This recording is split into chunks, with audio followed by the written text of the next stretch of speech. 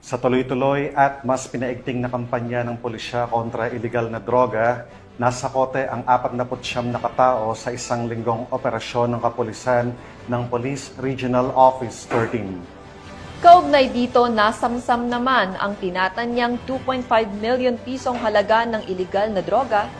Ang detalye ng report mula kay Patrolwoman Kay Francisco.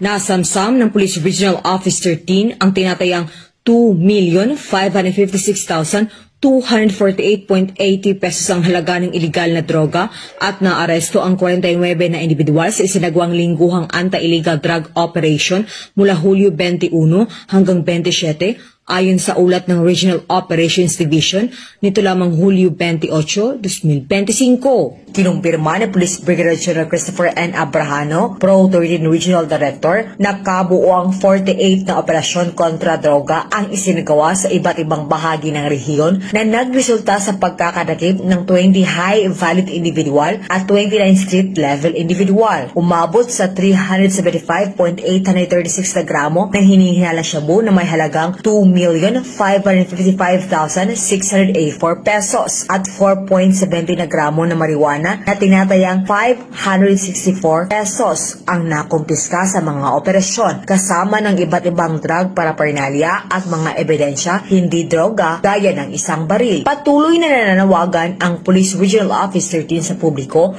na makiisa sa kampanya kontra droga upang makamit ang isang mapayapa at ligtas na komunidad. Dahil sa bagong Pilipinas, ang gusto ng pulis, ligtas ka.